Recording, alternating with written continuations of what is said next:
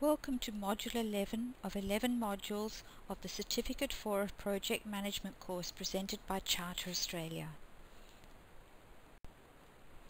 Module 11, Project Finalisation or Closure.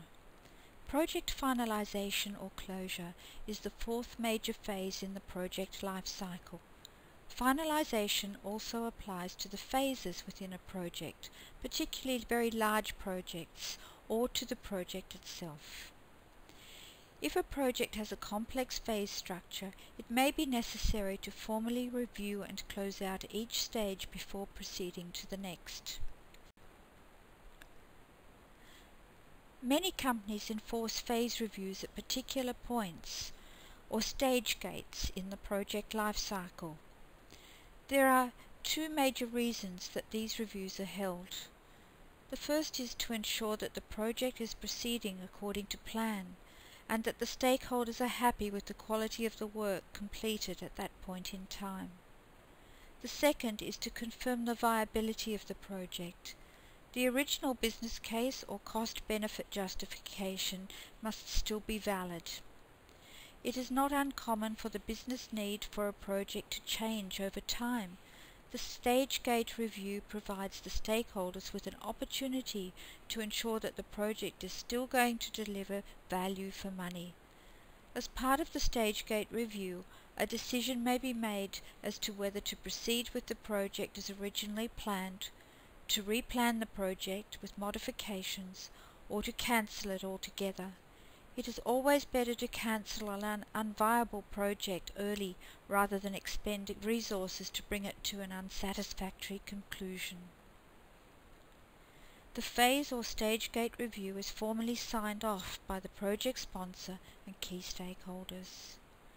As part of the phase review, a lessons learned review may also be undertaken. The purpose of these reviews is to provide an opportunity for the project team and other stakeholders to contribute feedback regarding the project with a view to improving project processes. These reviews are documented in a phase review report and approved by the project sponsor. Project finalisation. There are two major components of project finalisation. The first is called administrative closure. This involves ensuring that all the administrative aspects of the project are finalised before all the resources are released to other work. The second is the project evaluation review or post-implementation review. We'll discuss these in detail in the following slides. Administrative closure means wrapping up all the project activities. It means that all project work defined in the project scope, the WBS and the schedule have been completed. The project deliverables have been formally handed over to the client and training conducted if necessary. The client must also accept the project deliverables after ensuring that they conform to the previously agreed acceptance criteria. At this point in time, a warranty period may also be entered into for a pre-agreed period of time. Once handover is completed, the project benefits will be actioned and must also be measured. Often the benefits of the project are not able to be determined for a period of time after the project has been completed. If this is the case, then this is normally the responsibility of the client and must be included in formal handover.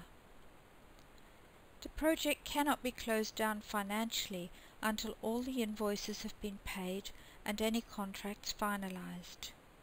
Contract finalisation means that the completion of work must be signed off by both parties. It's also important that all project files are archived in a place where they are easily accessible in the future. Often archived projects need to be accessed for legal reasons and for future projects to obtain information which may assist them. Resources also need to be released in an orderly manner. This applies to both in-house or contract resources. People need to be formally released. This includes reviewing their project contribution and ensuring that they are comfortable with the transition to a new role. Contractors must be given the amount of notice documented in the contract. Finally, it's important to celebrate success. This can range from company-funded events to a team-funded lunch or dinner. Either way, it's a fitting way for people to informally review the project challenges and congratulate themselves on achieving the goals.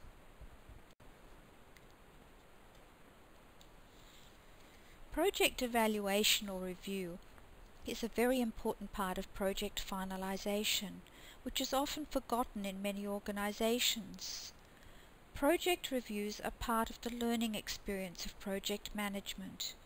Reviews should involve all stakeholder groups, including the project team, customers, vendors, and any other business partners.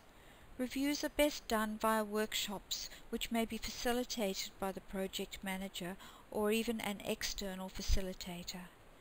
In cases where a workshop is not practical, then a questionnaire could be used. It's important that both the positive and negative aspects of the project be reviewed, as both aspects contribute to doing things better in the future. The focus of the review is to compare actual achievements against the plan. This should be done for the 9 knowledge areas. Record any lessons learnt, positive and negative. Develop recommendations for future projects. The review must be documented in a formal report which is distributed to all stakeholders and signed off by the sponsor. Project reviews support the continuous improvement life cycle. This is actually a project quality assurance activity. Many organisations also maintain a corporate database of lessons learned and actively review these in order to streamline the company's project processes and increase the probability of success. There are 3 important questions to ask during the project evaluation. Did the project deliver expected benefits to all stakeholders? Was it well managed? Was the customer satisfied? In other words, were the objectives achieved? Assess what was done well and contributed to success, and what was done poorly. This contributes to lessons learnt and should be assessed for each knowledge area. And what changes could we do to improve the delivery of future projects? These should be documented as recommendations.